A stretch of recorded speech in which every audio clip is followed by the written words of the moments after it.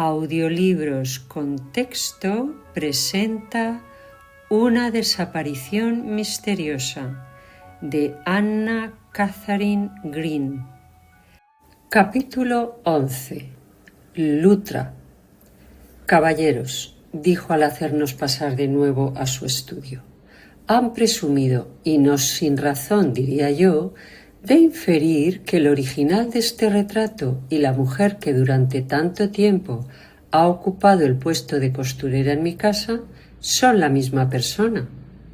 No mantendrán esa opinión cuando les informe de que este cuadro, por extraño que les parezca, es el retrato de mi esposa. ¿Esposa? Ambos nos quedamos asombrados, pero fue mi voz la que habló. Ignorábamos que tuviera esposa. Sin duda, continuó nuestro anfitrión sonriendo amargamente, eso al menos ha eludido el conocimiento incluso de los detectives. Luego, volviendo a su natural cortesía, ella nunca fue reconocida por mí como mi esposa, ni nunca hemos vivido juntos, pero si la bendición sacerdotal puede hacer que un hombre y una mujer sean uno, esa mujer, tal como la ven, es mi legítima esposa. Levantándose, volvió suavemente el bello y potente rostro hacia la pared, dejándonos una vez más frente al oscuro y resplandeciente semblante de su prima. No se me pide, dijo, que vaya más lejos con ustedes. Les he dicho lo que hasta ahora nadie había oído de mis labios, y esto debería servir para exonerarme de cualquier sospecha injusta que pudieran tener. Pero para alguien de mi temperamento, el escándalo secreto y las habladurías que conlleva solo son menos dolorosos que la abierta notoriedad.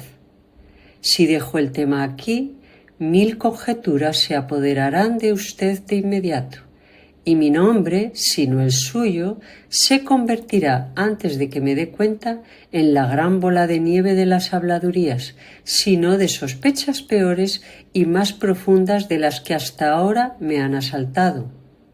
Caballeros, les tengo por hombres honrados, esposos tal vez y padres, orgullosos también a su manera, y celosos de su propia reputación y de la de aquellos con quienes se relacionan. Si consigo convencerlos de que mis movimientos de los últimos tiempos han estado totalmente desconectados de la muchacha por cuya causa usted profesa estar únicamente interesado, ¿puedo contar con su silencio en lo que se refiere a esas acciones y al verdadero motivo que las llevó a ellas? Puede contar con mi discreción en lo que respecta a todos los asuntos que no entran en el ámbito del deber policial, respondió el señor Gryce. No tengo mucho tiempo para cotilleos. ¿Y su hombre aquí? Oh, está donde le conviene estar. Muy bien, entonces contaré con ustedes. Y con el ceño fruncido y las manos apretadas de un hombre orgullosamente reticente que, tal vez por primera vez en su vida, se ve obligado a revelar al mundo su naturaleza interior, comenzó su relato con estas palabras. Por difícil que me resulte introducir en una relación como esta el nombre de mi padre, me veré obligado a hacerlo para hacerle inteligible mi conducta en una crisis trascendental de mi vida. Mi padre, entonces, era un hombre de fuerte voluntad y de pocos pero decididos prejuicios. Resuelto a que yo mantuviera la reputación de la familia en cuanto a riqueza y respetabilidad, me dio a entender desde mi más tierna edad que, mientras preservara mi hombría de todo reproche, solo tenía que dar a conocer mis deseos para que fueran inmediatamente satisfechos. Mientras que si me oponía a su voluntad, entregándome a la disipación o actividades indignas de mi nombre, ya no tenía por qué esperar el favor de su comprensión ni la ayuda de su bolsa. Por lo tanto, cuando, en cierto momento de mi vida, me di cuenta de que los encantos de mi prima Evelyn estaban causando una impresión demasiado fuerte en mi fantasía como para asegurar mi tranquilidad, primero pregunté cómo afectaría tal unión a mi padre, y al enterarme de que se opondría directamente a sus puntos de vista, me puse a pensar qué debía hacer para superar mi pasión. Se me ocurrió la idea de viajar a Europa, pero la visión de nuevos rostros solo despertaba en mí comparaciones que no iban precisamente en detrimento de la belleza de la que en aquel momento era mi estandarte de hermosura femenina. La naturaleza y los deportes relacionados con la vida salvaje fueron mi siguiente recurso.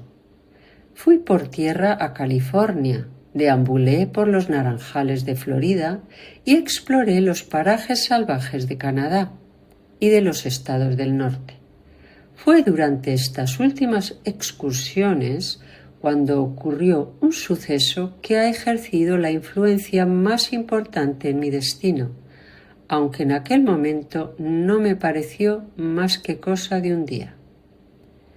Acababa de regresar de Canadá y descansaba disfrutando de un hermoso otoño en el lago George, cuando me llegó una carta de un amigo que entonces estaba por allí, instándome a que me uniera a él en cierto pueblecito de Vermont, donde abundaban los arroyos de truchas y, lo que no es tan frecuente dadas las circunstancias, los pescadores eran escasos. Estando de un humor un tanto temerario, escribí inmediatamente mi aceptación y antes de que pasara un día más, partí hacia el remoto pueblo de donde estaba matasellada la carta. El acceso no era nada fácil. Situado en medio de colinas, a unas 20 millas más o menos de cualquier ferrocarril, descubrí que para llegar a él era necesario un largo viaje en diligencia, seguido de otro algo más corto a caballo. Como no conocía la ruta, calculé mal mis conexiones, de modo que cuando llegó la noche me encontré cabalgando por una carretera extraña en la noche más oscura que jamás había conocido. Por si esto no fuera suficiente, mi caballo empezó a cojear de repente y al poco tiempo se quedó tan cojo que me resultaba imposible empujarlo más allá de un lentísimo paseo. Por tanto, no fue para mí una satisfacción ordinaria divisar a lo lejos un edificio iluminado que, a medida que me acercaba, se convirtió en una posada. Me detuve frente a la casa, que estaba cerrada contra el frío aire de la noche, y llamé a gritos a alguien para que llevara mi caballo, cuando se abrió la puerta y apareció un hombre en el umbral con un farol en la mano. Inmediatamente manifesté mis deseos, recibiendo a mi vez una respuesta algo ronca. Bueno, es una noche desagradable y lo será aún más antes de que termine. Opinión que fue instantáneamente refrendada por una repentina ráfaga de viento que se precipitó en ese momento, cerrando la puerta tras él y despertando sobre mi cabeza un lúgubre gemido. «Será mejor que entre», dijo. «La lluvia vendrá después». De inmediato salté de mi caballo y empujando la puerta con todas mis fuerzas, entré en la casa. Otro hombre me recibió en el umbral y, limitándose a señalar por encima del hombro una habitación iluminada en la parte trasera, salió sin decir palabra para ayudar al hombre algo más joven, que había aparecido primero, a subir mi caballo. Inmediatamente acepté su silenciosa invitación y entré en la habitación. Al instante me encontré ante la visión bastante sorprendente de una joven de una belleza única e inquietante, que al levantarse cuando me acerqué, me miró a la cara y apoyó las manos en la mesa ante la que había estado sentada, en una actitud que expresaba una mezcla de sorpresa y alarma. Ver a una mujer en aquel lugar no era tan extraño, pero una mujer así. Incluso en la primera mirada casual que le dirigí, reconocí de inmediato su extraordinario poder.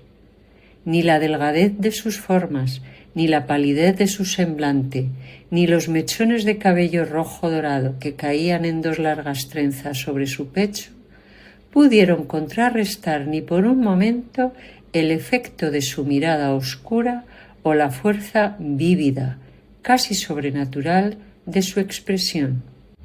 Era como si viera una llama encenderse ante mí, agitándose temblorosamente aquí y allá, pero ardiendo y resistiendo en su blanco calor. Me quité el sombrero con deferencia. Un estremecimiento la recorrió, pero no hizo ningún esfuerzo por corresponder a mi reconocimiento. Mientras bajábamos con los ojos dilatados por el horror a un horrible pozo al borde del cual nos encontramos de repente, dejó que su mirada se detuviera un momento en mi rostro y, levantando la mano de repente, señaló hacia la puerta como si quisiera que me marchase. Cuando ésta se abrió con ese estridente golpe de viento que involuntariamente despertó un escalofrío en mi piel, y los 2 hombres entraron y se acercaron a mi lado dando fuertes pisadas. Al instante su mano se hundió, no débilmente como por miedo, sino tranquilamente como por mandato de su voluntad, y sin esperar a que hablaran, se dio la vuelta y salió silenciosamente de la habitación. Cuando la puerta se cerró tras ella, me di cuenta de que llevaba un vestido de percal.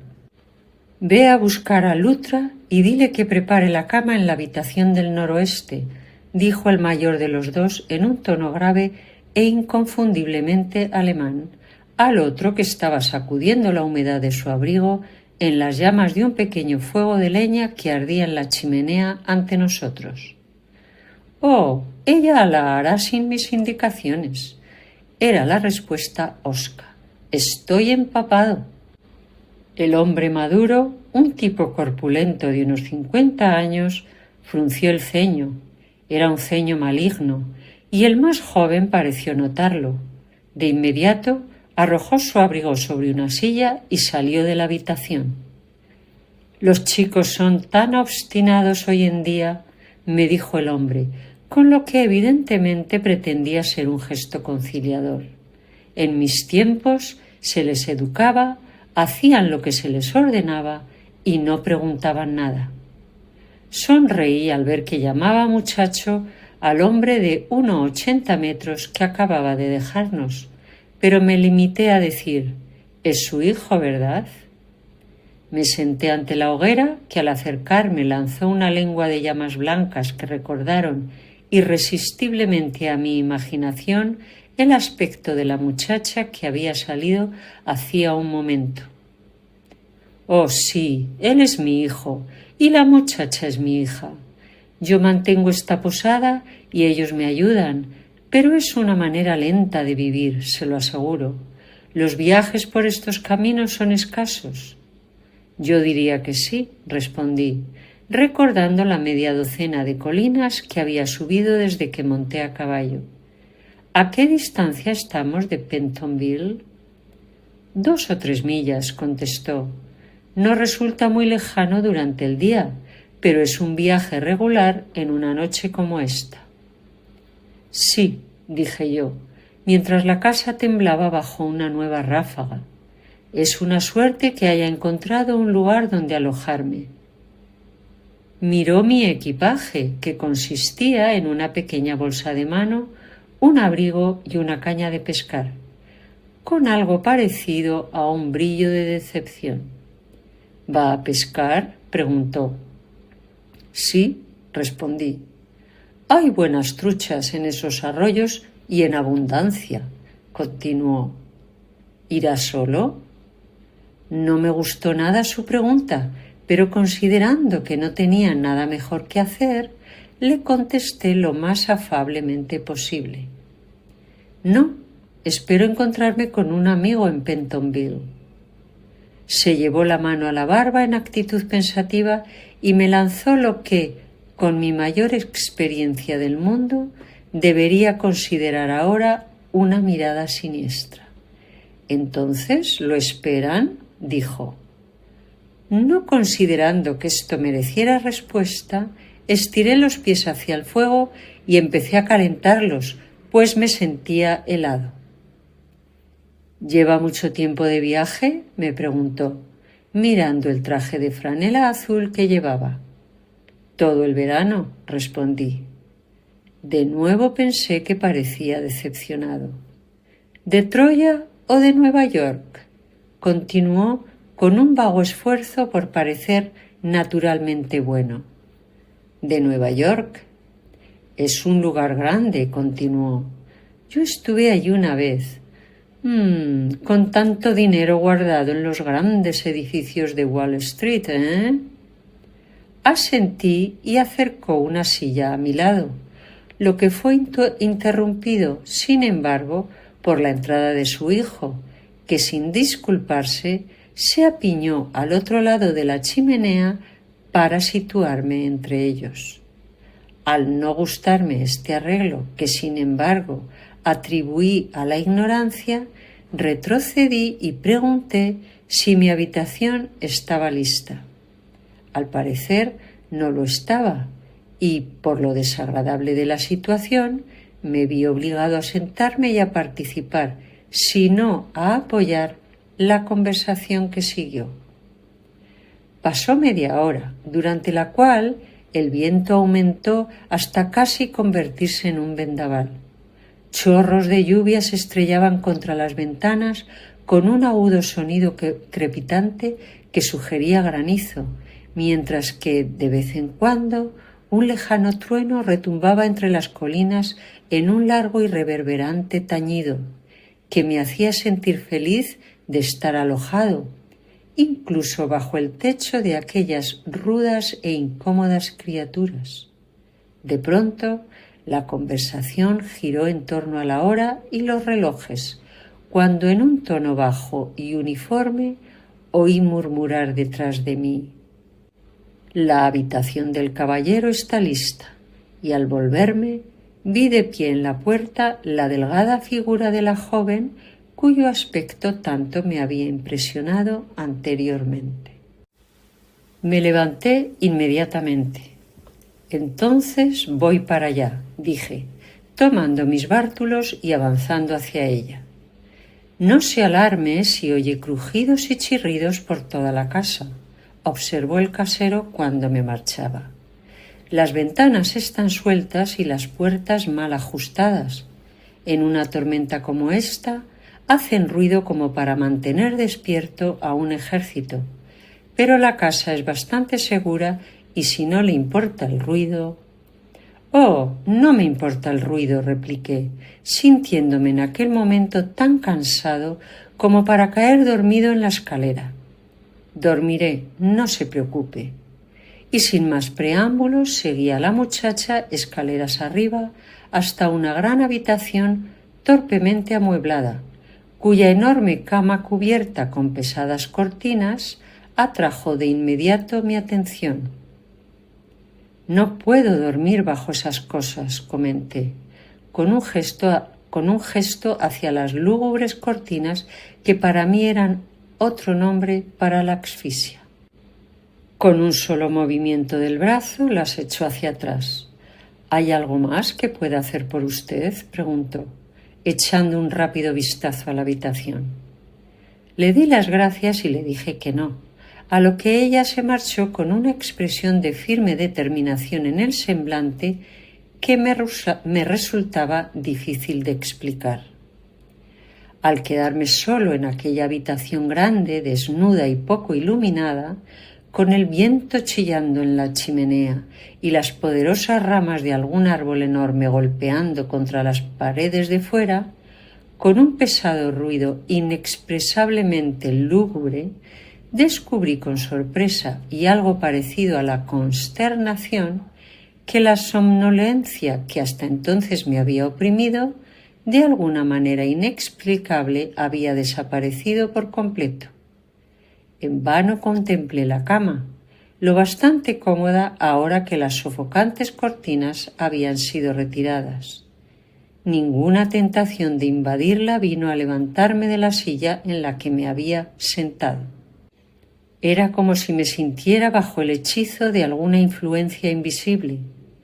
Recuerdo que volví la cabeza hacia una parte de la pared como si esperara encontrarme allí con la mirada desconcertante de una serpiente. Sin embargo, lejos de temer peligro alguno, solo me preguntaba por la debilidad mental que hacía posibles tales fantasías. Un fuerte remolino del follaje exterior, acompañado de una rápida vibración de la casa, me despertó de mis pensamientos al fin. Levantándome, me quité el abrigo, me desabroché el chaleco y estaba a punto de quitármelo cuando me acordé de cierta cartera que contenía. Dirigiéndome a la puerta, supongo que en un impulso inconsciente de precaución, me encerré dentro y sacando la cartera, saqué de ella un rollo de billetes que guardé en un pequeño bolsillo lateral, devolviendo la cartera a su lugar. Apenas puedo decir por qué lo hice. Como he insinuado antes, no tenía ningún temor especial.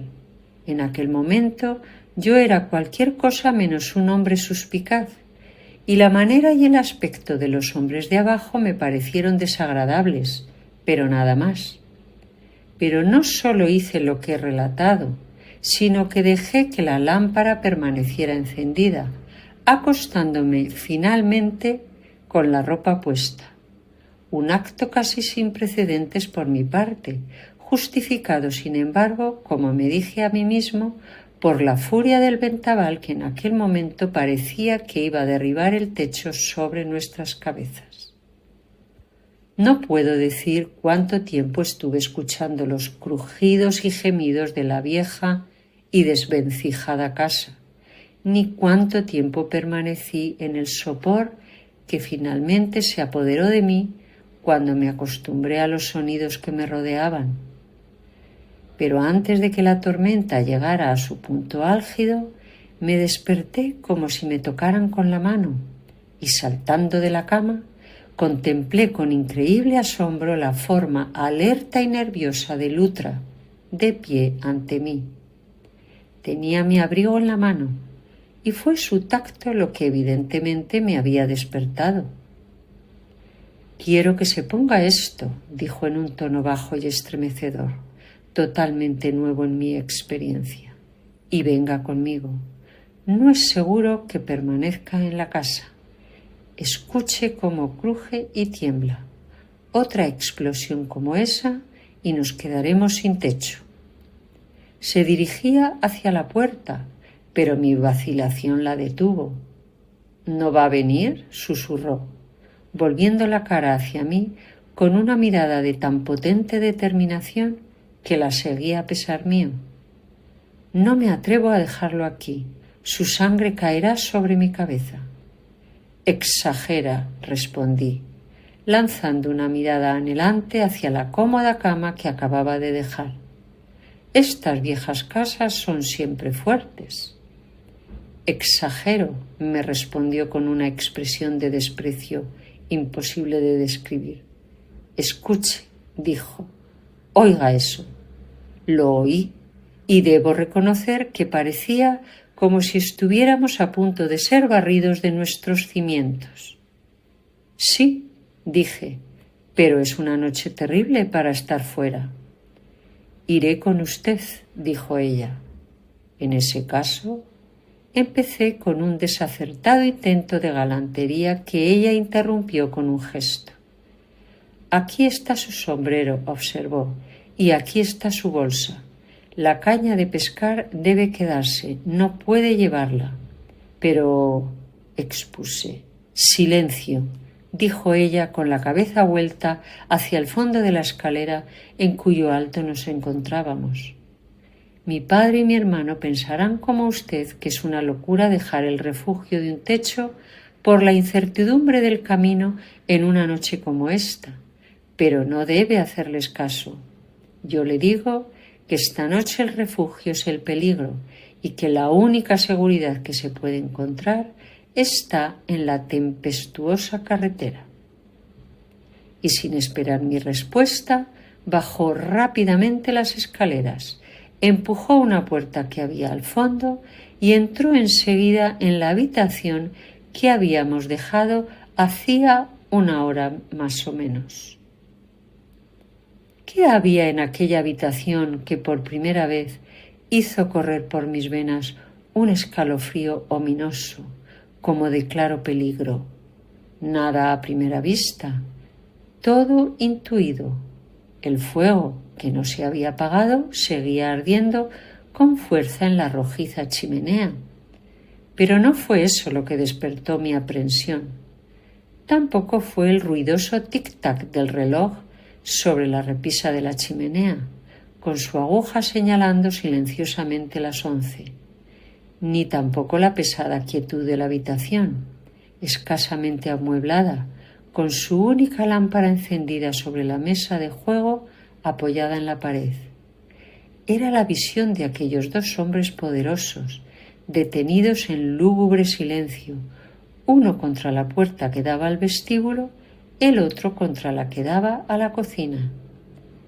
Sin embargo, una mirada alutra, que permanecía silenciosa e imperturbable a mi lado, me tranquilizó al instante.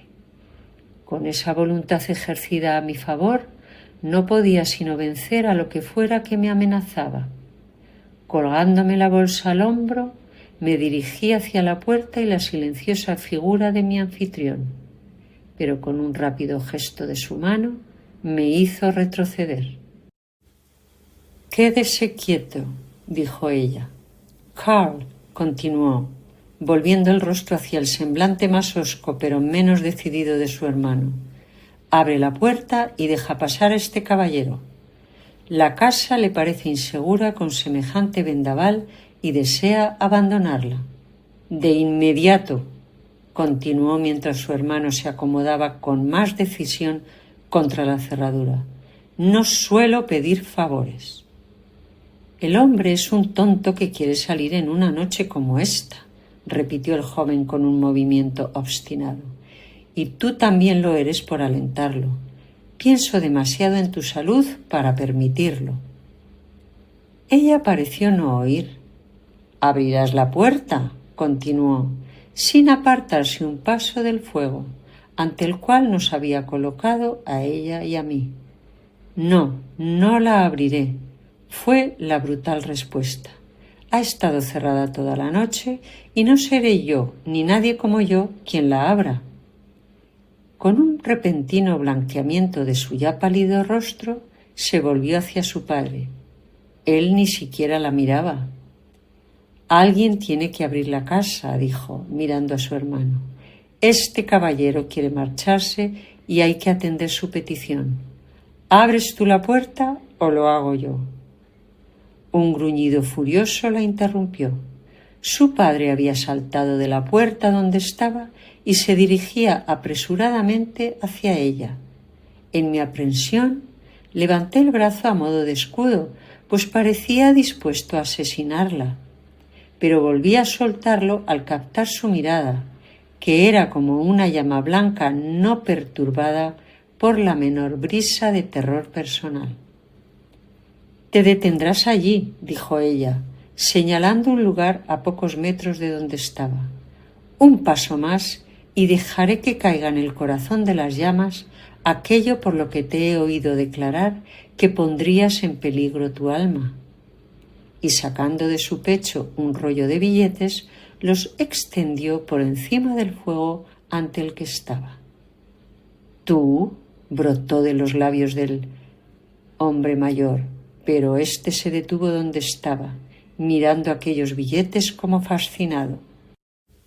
«No soy una muchacha de muchas palabras, como usted sabe», continuó ella en un tono altivo e inexpresablemente autoritario. «Puede estrangularme, puede matarme, poco importa, pero este caballero deja la casa esta noche o destruye el dinero con un solo gesto». «Tú», volvió a brotar de aquellos labios temblorosos, pero el viejo no se movió. No así el más joven. De un salto abandonó su puesto y en otro instante habría rodeado con sus poderosos brazos la esbelta figura de ella, si no hubiera sido porque yo me lo crucé en medio con un golpe que lo dejó en el suelo, a sus pies. Ella no dijo nada, pero uno de los billetes abandonó inmediatamente su mano y revoloteó en el fuego, donde instantáneamente se convirtió en nada. Con el grito de una bestia loca herida en su punto más vulnerable, el hombre mayor que teníamos ante nosotros estampó el talón contra el suelo. ¡Alto!, gritó, y dirigiéndose rápidamente a la puerta principal, la abrió. Si son tontos, marchad. Y que les parta un rayo, pero primero, denme el dinero. Quítese de la puerta, dijo ella, extendiendo la mano izquierda hacia el farolillo que colgaba al lado de la chimenea, y deje que Carl encienda esto y se mantenga fuera del camino. Todo estaba hecho. En menos tiempo del que puedo contar, el viejo había salido de la puerta, el más joven había encendido el farol y estábamos listos para partir. Ahora proceda, me dijo ella. Yo lo seguiré. No, dije yo. Iremos juntos. ¿Pero el dinero?, gruñó la voz pesada de mi anfitrión por encima de mi hombro. Se lo daré a mi regreso, dijo la muchacha. Capítulo 12. El amor de una mujer.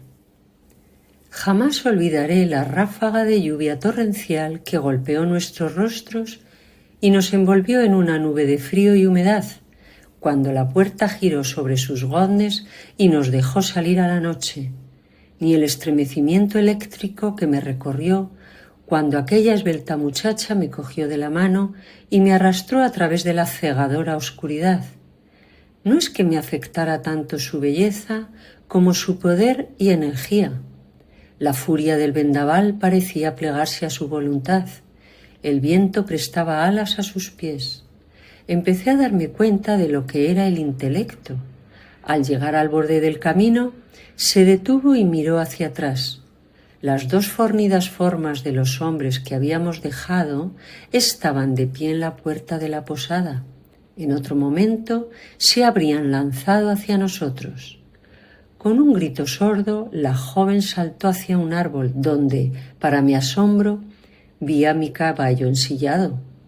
Arrastrando a la yegua de sus ataduras, colgó la linterna, encendida como estaba, en el pomo de la silla de montar.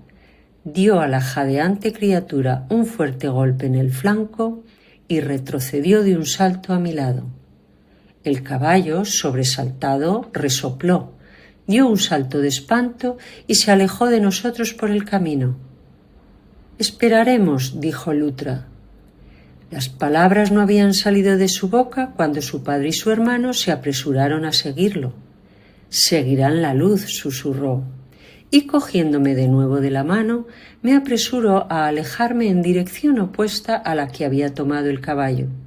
«Si confía en mí, lo llevaré a un refugio», murmuró, inclinando su delgada figura contra el viento racheado, pero sin perder un ápice de velocidad. «Es demasiado amable», murmuré a mi vez. «¿Por qué se expone tanto por un desconocido?»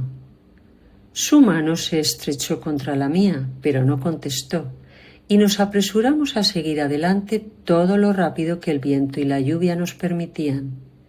Después de una corta pero decidida lucha contra la tormenta, durante la cual casi me faltó el aliento, ella se detuvo de repente. «¿Sabe?», exclamó en tono bajo, «que estamos al borde de un precipicio escarpado y espantoso. Se extiende a lo largo de 1/4 de milla y no es raro que caballo y jinete se precipiten por él en una noche como esta». Había algo en sus modales que despertó un escalofrío en mis venas, casi como si me hubiera señalado una terrible fatalidad de la que me habría librado sin querer. «Este es entonces un camino peligroso», murmuré. «Muy», fue su apresurada y casi incoherente respuesta. No sé hasta dónde viajamos por el barro y las hierbas enmarañadas de aquel horrible camino. Parecía una larga distancia, probablemente no eran más de 3/4 de milla. Por fin se detuvo con un breve «Aquí estamos», y al levantar la vista vi que estábamos frente a una pequeña casita sin luz. Estoy seguro de que ningún refugio ha parecido más acogedor a una pareja de vagabundos que se hundían, mojados hasta los huesos, llenos de barro y agotados por el vendaval. Permanecimos un momento bajo el porche para recuperar el aliento y luego, con su característica energía, levantó la aldaba y golpeó la puerta con fuerza. «Aquí encontraremos refugio», dijo. No se equivocaba. Al cabo de unos instantes nos encontrábamos de nuevo ante un confortable fuego encendido apresuradamente por la digna pareja cuyo sueño habíamos interrumpido. Cuando empecé a darme cuenta de la dulzura de la seguridad consciente, todo lo que esta joven y heroica criatura había hecho por mí me vino a la mente. Levantando la vista del fuego que empezaba a infundir su calor a través de mi agradecido cuerpo, la observé mientras se deshacía lentamente sus largas trenzas y las sacudía para secarlas sobre el fuego, y casi empecé a ver lo joven que era. No más de 16, diría yo, y sin embargo, qué voluntad invencible brillaba en sus ojos oscuros y dignificaba su esbelta figura. Una voluntad suave a la par que fuerte, elevada a la par que indoblegable. Incliné la cabeza mientras la observaba, con un agradecimiento que no tardé en expresar con palabras. Enseguida se irguió. «Cumplí con mi deber», dijo en voz baja. «Me alegro de haber prosperado en ello». Luego, lentamente, dijo: «Si está agradecido, señor, ¿prometerá no decir nada de lo que ha ocurrido en la posada?» Instantáneamente recordé una sospecha que había cruzado mi mente mientras estaba allí, y mi mano se fue involuntariamente al bolsillo de mi chaleco. El rollo de billetes había desaparecido. Ella no vaciló. «Me sentiría aliviada si lo hiciera», continuó. Saqué la mano vacía, la miré, pero no dije nada. «¿Ha perdido algo?», preguntó ella. «Busque en los bolsillos de su abrigo». Metí la mano en el más cercano a ella y la saqué con satisfacción. El rollo de billetes estaba allí. Finalmente se lo dije. «Se lo prometo». «Encontrará que falta un billete», murmuró ella. «¿Qué cantidad? No lo sé. El sacrificio de algo era inevitable». «Solo puedo maravillarme del ingenio que ha desplegado, así como expresar mi aprecio por su valentía», respondí yo con entusiasmo. Extendió la mano como si le dolieran los cumplidos. «Es la primera vez que intentan algo así», exclamó en un tono grave y rápido, lleno de vergüenza y sufrimiento. «A veces se han mostrado dispuestos a llevarse dinero, pero nunca antes habían amenazado la vida, y amenazaron la suya. Lo vieron sacar el dinero a través de un agujero practicado en la pared de la habitación que ocupaba, y esto les volvió locos. Iban a matarlo y a arrojarlo a usted y a su caballo por el precipicio. Pero les oí hablar por casualidad, y cuando salieron a ensillar el caballo, me apresuré a subir a la habitación para despertarlo. Tuve que apoderarme de los billetes. No estaba a salvo mientras los tuviera en su poder. Los tomé discretamente porque esperaba salvarlos sin traicionarlos. Pero fracasé en eso. Debe recordar que son mi padre y mi hermano». «No los traicionaré», dije. Ella sonrió. Era un destello invernal, pero suavizó su rostro de un modo inefable. Fui consciente de un movimiento de compasión hacia ella. «Su vida debe de ser muy triste». Ella me dirigió una mirada con sus ojos oscuros. «Nací para las penurias», dijo. «Pero…» y un repentino y salvaje estremecimiento se apoderó de ella. «Pero no para el crimen». La palabra cayó como una gota de sangre arrancada de su corazón. «¡Santo cielo!», grité. «¿Y debe...?»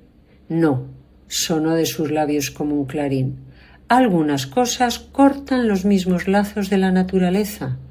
No se me pide que me adhiera a lo que me arrastraría a la infamia». Luego, tranquilamente, como si hablara del asunto más ordinario del mundo. «Nunca volveré a esa casa que hemos dejado atrás, señor». «Pero», grité yo, echando un vistazo a sus escasas ropas, «¿a dónde irá? ¿Qué hará? Es usted muy joven». «Y muy fuerte», interrumpió. «No tema por mí». Y su sonrisa fue como una ráfaga de sol repentino.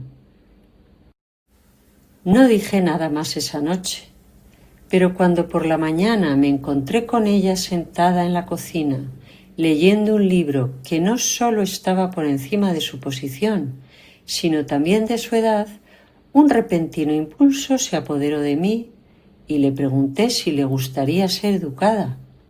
La iluminación instantánea de todo su rostro fue respuesta suficiente.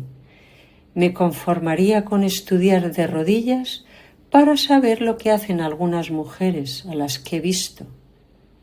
No es necesario que cuente con qué placer me sorprendió la idea de que tenía la oportunidad de devolverle en alguna medida el inestimable favor que me había hecho, ni con qué argumentos la convencí finalmente para que aceptara recibir una educación de mis manos como una especie de recompensa por la vida que había salvado.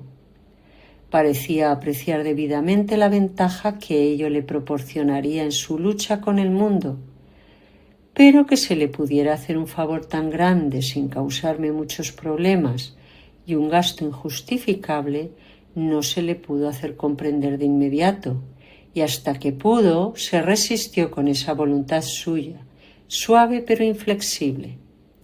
La batalla, sin embargo, fue ganada al fin y la dejé en aquella casita en el entendimiento de que, tan pronto como se pudiera arreglar el asunto, ingresaría en cierto internado de Troya, cuya directora yo conocía.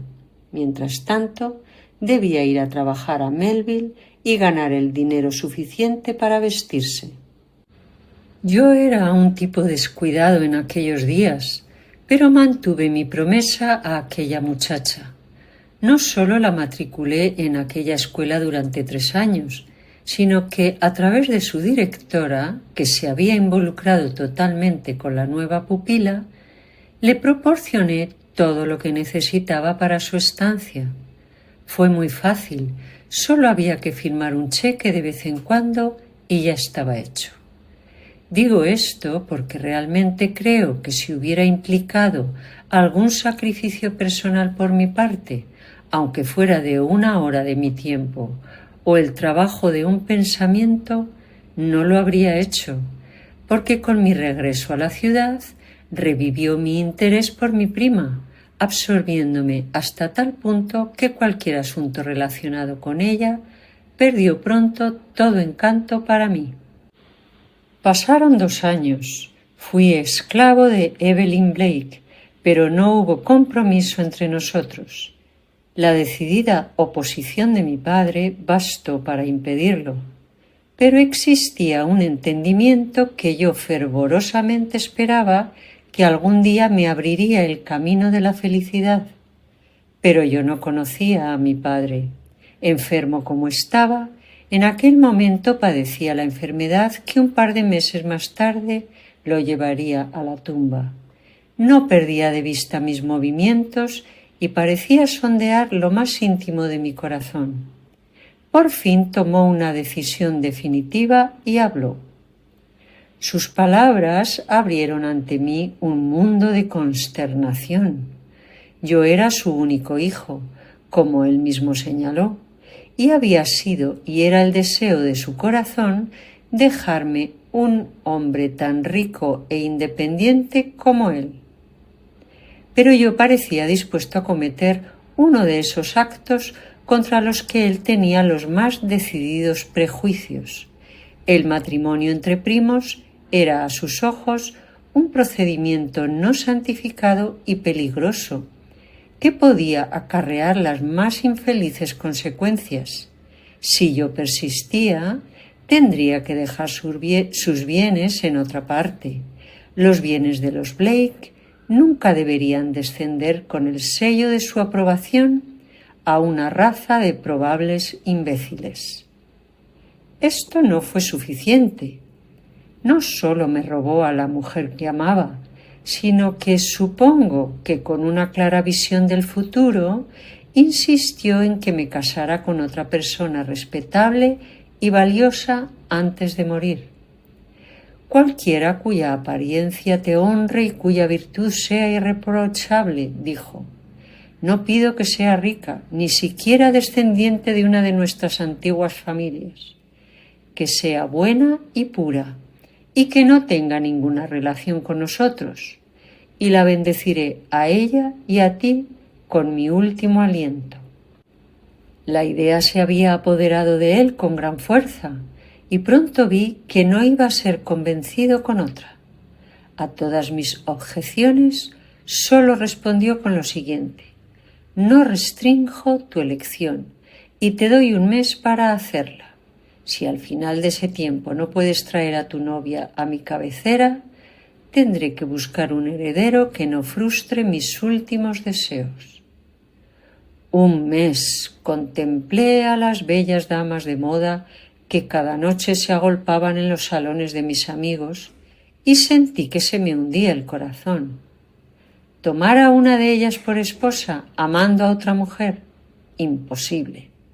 Mujeres como aquellas exigían algo a cambio del honor que conferían a un hombre al casarse con él. Riqueza, la tenían. Posición, también la tenían.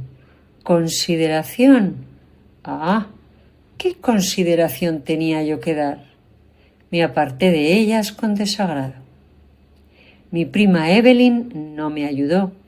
Era una mujer orgullosa y amaba mi dinero y mis expectativas tanto como a mí. Si tienes que casarte con otra mujer para conservar tu riqueza, cásate, me dijo, pero no te cases con una de mis socias. No quiero rival en mi propio imperio. Tu esposa debe ser una mujer más sencilla y con menos aspiraciones que Evelyn Blake. Pero no desacredites tu nombre, que es el mío, añadía siempre. Mientras tanto, los días pasaban sin cesar. Si mi propia conciencia me hubiera permitido olvidar el hecho, la mirada de mi padre, ansiosamente inquisitiva pero severamente implacable, cuando acudía cada noche a su cabecera, lo habría tenido suficientemente presente. Empecé a sentirme como si estuviera bajo el poder de una enorme máquina aplastadora de cuyo peso, que descendía lentamente, intentara escapar en vano. No puedo decir cómo ni cuándo se me pasó por la cabeza la idea de Lutra. Al principio retrocedí ante tal pensamiento y la aparté de mí hasta con desdén. Pero siempre aparecía en mi mente, y con ella tantos argumentos a su favor, que al poco tiempo me encontré considerándola como un refugio. Sin duda era una niña abandonada y descarriada, pero ese parecía ser el tipo de esposa que se me pedía. Era aliada de pícaros, sino de villanos, lo sabía, pero entonces no había cortado toda relación con ellos. Se había alejado de ellos, había plantado sus pies en un terreno nuevo que ellos nunca invadirían. Empecé a acariciar la idea. Con esta protegida mía, sin amigos, agradecida y sin pretensiones, como esposa, estaría lo menos atado posible. Ella no pediría nada, y yo no tendría que dar nada, más allá de un hogar y las atenciones comunes requeridas de un caballero y un amigo. Y ninguna de las gracias de la altiva dama Patricia, cuyo gesto más ligero era una orden, aparecería en esta humilde muchacha para burlarse de mí y constreñirme. No, tendría una esposa hermosa y obediente, pero ninguna sombra vulgarizada de Evelyn, gracias a Dios, ni de ninguna de sus amigas vestidas a la moda. Así decidido, fui a ver a Lutra. No la había visto desde la mañana en que nos separamos a la puerta de aquella casita de Vermont, y su presencia me causó una conmoción. Aquella humilde mendiga de ojos atrayentes y agradecidos con la que esperaba encontrarme, aquella criatura alta y esbelta con una aureola de cabellos dorados alrededor de un rostro cuya contemplación constituía toda una educación. Sentí cierto sentimiento de cólera al contemplarla. Me habían engañado. Había plantado una semilla de uva y en su lugar había brotado una palmera. Estaba tan desconcertado que mi saludo perdió algo de la condescendencia benévola que pretendía infundirle. Ella pareció sentir mi vergüenza y una media sonrisa se dibujó en sus labios. Aquella sonrisa me decidió. Era dulce, pero sobre todo atractiva. No me importa decir cómo conseguí que esa mujer se casara conmigo dentro de los 10 días siguientes, sin esgrimir mi riqueza y posición ante ella. Algo me impidió hacerlo. Estaba decidido y tal vez era el único punto de luz en mi conducta en aquel momento, a no comprar a aquella joven. Nunca hablé de mis expectativas, nunca aludí a mis ventajas actuales y, sin embargo, la conquisté. Nos casamos allí, en Troy, de la manera más tranquila y sin pretensiones. ¿Por qué el hecho nunca ha trascendido? No lo puedo decir. Ciertamente no me esforcé especialmente en ocultarlo en aquel momento, aunque reconozco que después de nuestra separación recurrí a las medidas que consideré necesarias para suprimir lo que se había convertido en hiel y ajenjo para mi orgullo. Después de la ceremonia, lo primero que hice fue traerla inmediatamente a Nueva York y a esta casa. Con una amargura de espíritu tal vez perdonable, me había abstenido de notificar mis intenciones, y fue como si unos extraños entraran en una morada no preparada cuando cruzamos el umbral de esta casa y pasamos inmediatamente a la habitación de mi padre. No puedo ofrecerte ni boda ni luna de miel, le había dicho. Mi padre se está muriendo y exige mis cuidados. Del altar al lecho de muerte puede ser triste para ti, pero es una condición inevitable de tu matrimonio conmigo.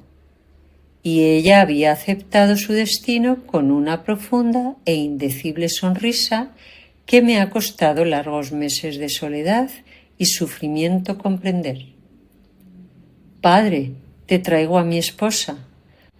Fueron las primeras palabras que le dirigí cuando la puerta se cerró a nuestras espaldas, encerrándonos en la presencia invisible e implacable que durante tanto tiempo había estado avanzando sobre nuestro hogar.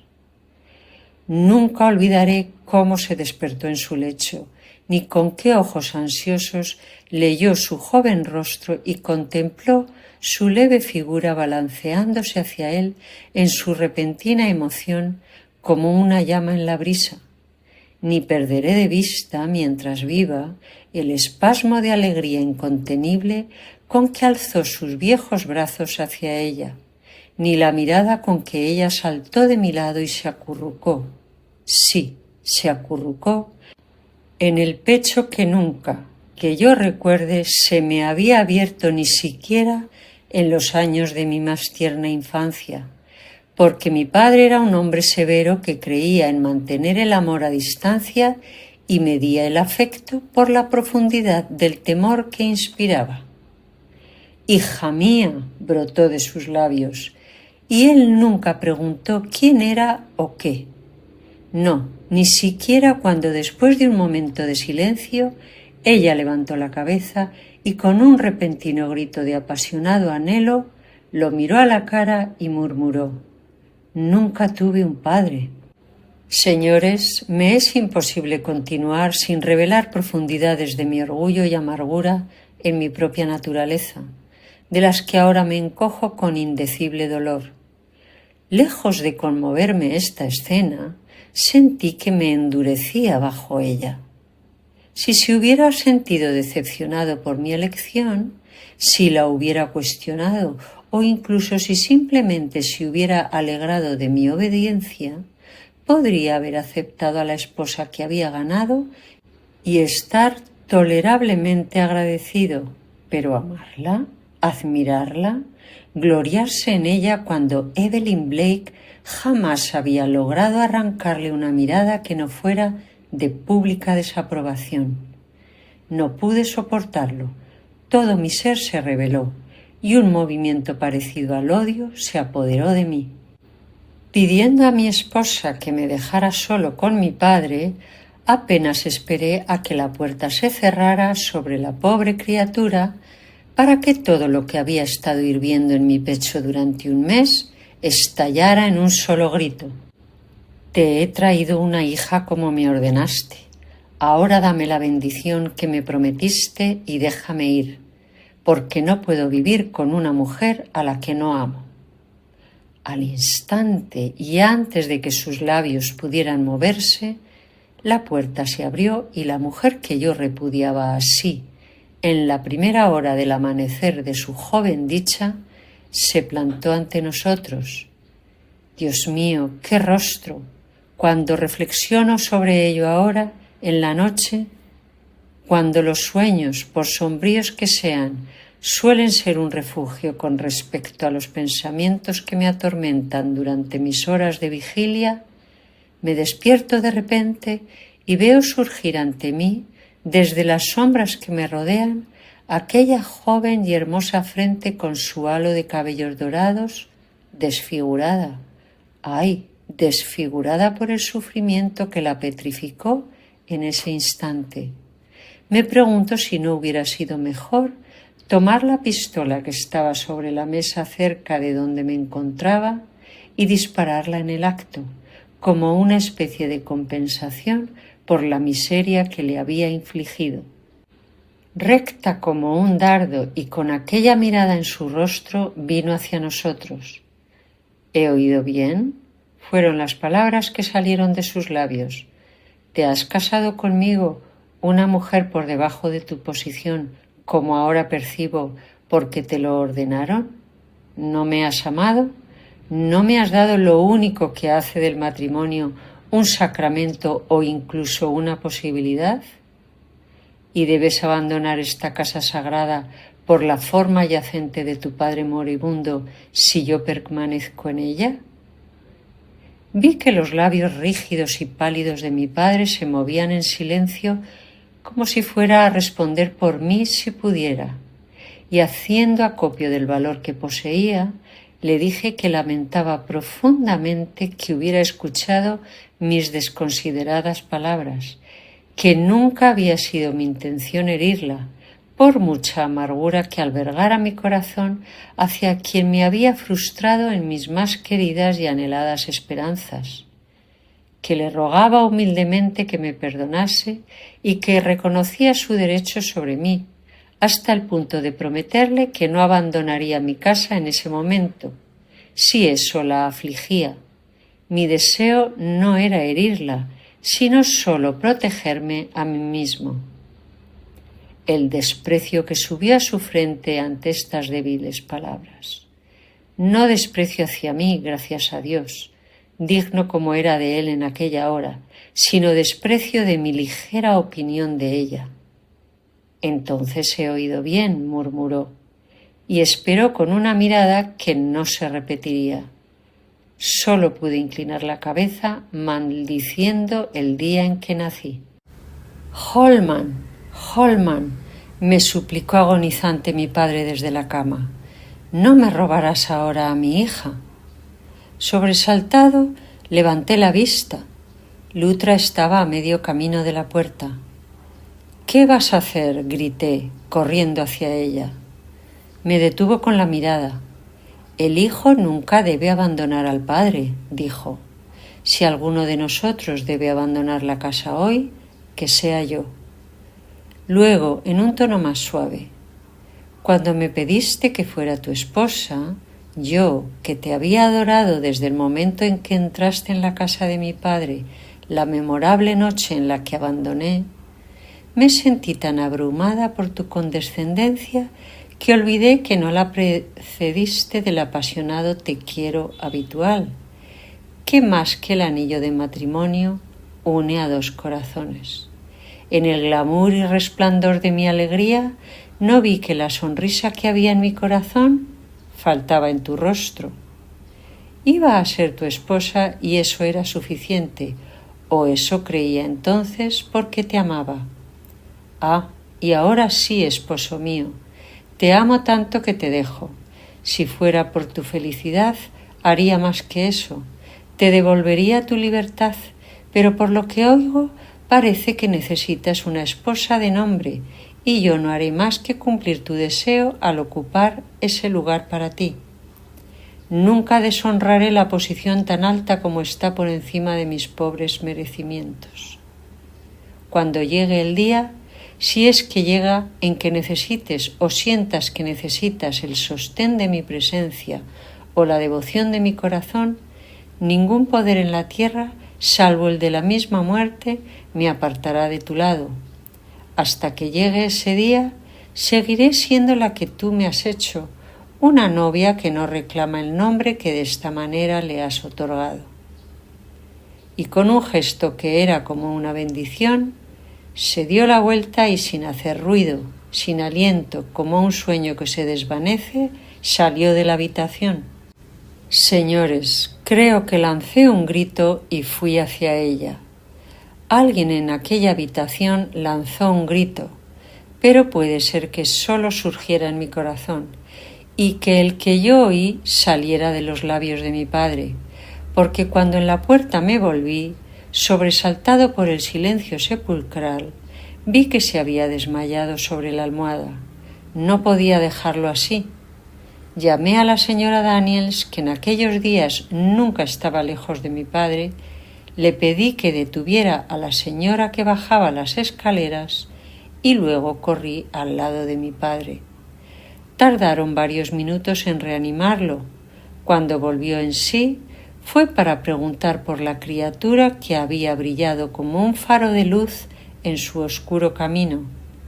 Me levanté como si fuera a buscarla, pero antes de que pudiera avanzar, oí una voz que decía: «No está aquí». Y al levantar la vista vi a la señora Daniels deslizándose en la habitación. «La señora Blake se ha ido, señor. No pude retenerla».